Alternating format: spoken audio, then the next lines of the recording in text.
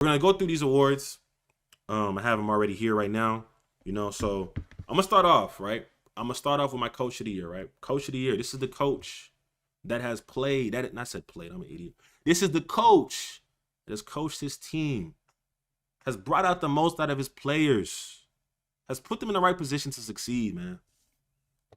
The coach of the year right now, midseason awards, the NBA. From the Oklahoma City Thunder, Mark Diagnol. I can't even say his name right. Oh my God. I'm tripping. Mark Diagnol. Simple, man. Look. I'm not gonna lie to y'all, man. This guy has been. You look at what OKC was expected to do this year and what they've done this year. Like, they were a playing team that was overachieving all of last year. They come into this season, they are the second best team in the Western Conference, 2 games away from the first seed. They have been balling out. They have an MVP candidate in the SGA. They have one of the second-year players, probably arguably playing like the best player in his class at times in Jalen Williams. Chet Holmgren, who I think is running for the Rookie of the Year race right now. And that entire team is one of the younger teams in the NBA. And they brought back basically everybody from last year. Shout out to him. That entire team, you can go with Chris Finch from the Timberwolves. Shout out to him as well. The Timberwolves are playing good ball. You can go with Joe Mazzulla. The Celtics have not lost at home. The only reason why I'm going with Coach Mark is because OKC, for the level of where they're at compared to younger teams, they're playing at a different level compared to everybody else. They've already reached a different, not a mindset, but like the way they play is synonymous to like one of the better teams in the NBA. They make the smart moves, they make the right cuts. And this is a team that still has moves that they can make with multiple draft picks. So shout out to Coach Mark. He's balling. I'm a big fan of OKC, even though I'm a Rockets fan, but they doing something over there, man. I gotta give some. But first of all, we gotta go to the next award, most improved player in the NBA. This is a player that I think has many people didn't think he was gonna win this award. Many people didn't have their eye on him.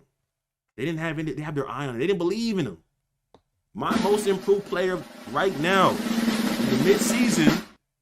I have a tie, man. I know. I have a tie. Listen. My thing is this. There are 2 players that I think have good reasons to win most improved. And my guys are Alperen Şengün and Tyrese Maxey. Give it up. They hoopers. See, my thing is this, bro. Like, with both those guys, and I was looking at the stats. Tyrese Maxey, and I told you, and I'll go back to it real quick. Let me go find it, because I told y'all again, crazy. Maxey, like, what are you talking about? Hear me out. So we don't understand what's going to happen. This is back when Harden wasn't going to get, what's going to happen. He may not get traded. We don't know what's going to happen. But I will tell you this. Jamal Murray, with any role that Jamal Murray like an idiot, has always improved. With an increased role over the past 3 seasons he's been in Philadelphia, he has always stepped up to the mantle and elevated his game. When Embiid has been out, he's played better and also been able to elevate his game. When James Harden has been out, he's been able to elevate his game as well. Tyrese Maxey, whatever you ask for him to do, he does it for Philly, and it honestly goes unnoticed amongst a lot of NBA fans with how good of a player he is outside of this year, bro. So Tyrese Maxey, off the rip, I know how good of a player he is, bro. Like, Tyrese Maxey is, we know what he's on. Like, he's been great. So he possibly could be an all-star reserve this year. And if he does make it, I think he'll probably win the award flat out. But Alperen Şengün, bro, and I know people are gonna say I'm a homer. Look, man, you look at what he came into this season, his position, probably having to fight for his position, with the Rockets looking to try and bring in Brook Lopez, not starting last season. And what he's doing right now at a young age, at 21 years old, breaking a lot of records, or showing so much promise. The Rockets are legit. Their offense goes through him, and he's the offense. I think it's 21, I believe 6 assists. I got to go look at the stats specifically, but you guys know how good of a player Alperen Şengün is. And the improvement from last year to this year, I won't even say it's just improvement. I just think that it's him having an opportunity to play and be able to do things on the court. And this is a guy who I just feel like many people are scared to talk about his game and make it seem like he's baby Jokic. And I feel like the baby Jokic stuff and the baby Sabonis stuff is all fun and games. Like, it's all jokes and shit. But to be honest with you, This guy is just talented. Whatever you need him to do, even though he's not a great athletic defender, he can defend. He can pull his own at times. And he's not Chet Holmgren, right? He's not Chet Holmgren. But this is a guy that you need him to work in the defensive end, he'll do it. You need him to be an offensive hub for your team. You look at what the Rockets do when he's not on the court. He is literally legit their offense. He is what they have right now, outside of Fred VanVleet pick and rolls and such. So Alperen Şengün, Tyrese Maxey, two young studs in the NBA. It's a tie right now. I know y'all not gonna like it, but hey, that's what it is right now. That's what I have. Hey man, we're gonna make this real quick. 6 man of the year. 6 man of the year right now. Very, very simple. Tim Hardaway Jr. Tim Hardaway Jr. from Dallas Mavericks. Now this was kind of tough. Yeah. This was kind of tough. Yeah, this one's kind of tough. I would say that for Tim Hardaway Jr., he leads the league in bench scoring leads the league in points per game off the bench. And if you look at his games, 18 points off the bench is kind of crazy. I can't go with Derek White because Derek White now starts.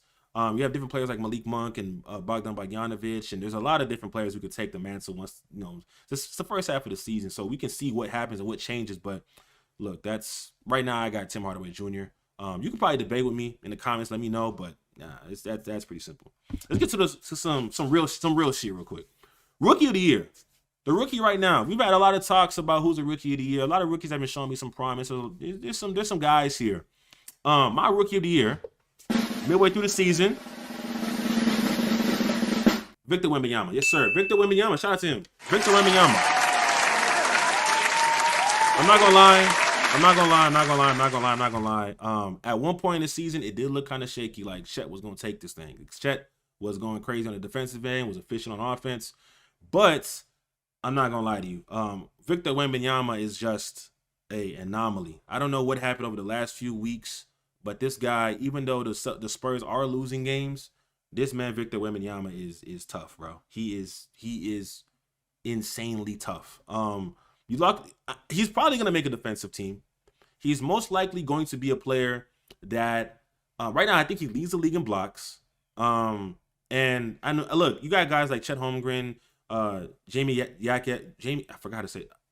Is it Jamie Jaquez or Jamie Jaquez? Because in Spanish the J is silent, but y'all know what I'm talking about. But there's a lot of good players right now, bro. But Victor Wembanyama is the guy. Like he's performed at an exceptional level. I think that with the expectations coming in, we knew he was going to be a very dominant player entering. And, he's had some issues here and there, of course, with the shot selection and the team not really playing through him how you expect him to play through him. But the promise and what he's done so far has been exceptional. He's been great. So it's Victor Wembanyama for sure. That's pretty obvious right now. It could change, but right now, Victor Wembanyama. Hey, man. 2 more awards left. We got the Depoy. Depoy is going to piss y'all off. My defensive player of the year right now, midway through the season. I got another French guy, Rudy Gobert. Yes, I know. Yes. Rudy Gobert is the Depoy right now. And I know people are going to be pissed about it. And look, this is the thing about Rudy Gobert. The Timberwolves are the number 1 seed. And before I even get to Rudy Gobert, the other candidates, I have Chet, I have Anthony Davis, who has been the life source of the Lakers this entire season on the defensive end and obviously on the offensive end too. The reason why I go with Rudy Gobert, you can look at the advanced analytics and look at his defensive rating when he's on the court compared to all the other candidates. He's one of the lowest defensive ratings, one of the higher in block shots, like deferring his defensive field goal percentage. All those advanced stats are all there. That's a given already. With the Timberwolves right now, the main reason why they're so elite, yes, their offense is not spectacular. They have a spectacular player in Anthony Edwards, but for the love of God, their defense is what makes them so good. And Rudy Gobert is the forefront of their defense. He's the reason why it's hard for teams to go to the paint and legit do what they want to do. And the fact that he's able to do this while Cat is on the floor is very, very exceptional. Now, again, can this change? Yes. But I think a lot of people get confused with the fact that Rudy Gobert is not a spectacular, fun player to watch. Cool. That's fine. I ain't gonna argue with that. He is not fun to watch. But what he provides on the defensive end for the Timberwolves is, I would say, if not the main reason, one of the biggest reasons why they're the number 1 seed in the Western Conference. So, I mean, look, that's the depoy for a reason. Y'all gonna hate me for it, but it is what it is, bro. It is what it is. It is what it is. But my last award, bro. Last award, and we're gonna get into some rankings real quick. We're gonna talk about some teams and see where they rank. But my last award, you know what it is. Most valuable player. This is the player that's the most valuable in the league. The player that has been the best player in the league so far. The player that your team wants and can't get. The player. Let's get right into it. The most valuable player in the NBA right now, midway through the season, is Joel Embiid. Clap it up, Joel Embiid, Joel Embiid, Joel Embiid, Joel Embiid, Joel Embiid, Joel Embiid. Hey, look, man. Look, I'm not gonna lie to you. Joel Embiid is averaging. Matter of fact, let me go pull up this motherfucker stats real quick because he is actually on a tear. No, it's the last 10 he's been averaging 36. On the road, he's averaging 36. But for the league, for the season, he's averaging 35. 35, around 2 blocks a game, 10 rebounds, 6 assists, 40. Oh, no, I'm looking at the wrong thing. I'm tripping. This is it right here. 35 points per game, 2 blocks per game, 6 assists, close to 12 rebounds a game. Shooting 36% from the 3 as a big man, 54% from the field. There's not much to say, bro. Like Joel Embiid, the only reason why he will not win MVP this year will probably be because Buddy does not play enough games. That's really all that's gonna happen to him. If he doesn't play enough games, then he won't win it. I think if he misses like 9 more games, he probably won't win the MVP award because of the new CBA that now has it to where you got to play at least 65 games to qualify for an NBA award. Yeah, but nah, this guy.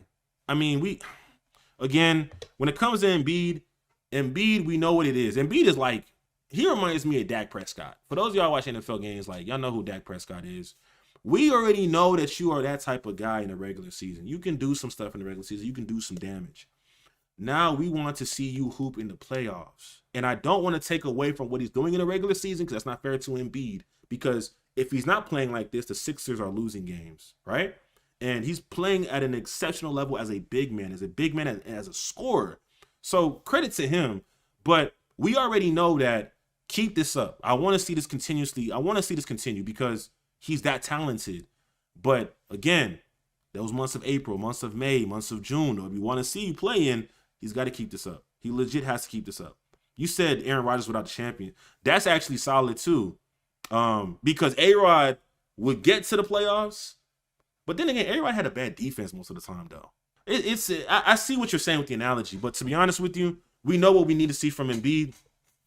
Just keep this up, bro. All right, the MVP is his. Now, hey, look, there's some guys out there who could get it too. Jokic is still behind him. SGA? You think SGA, who's averaging 32 right now? Nah, bro. Look, you better stay healthy because that award can be taken. Trust me, believe me. But yeah. So those are my awards, bro. Yeah, that's pretty much that on that, bro. But I want to look at. I'm dead. I'm so dead. That was a funny video.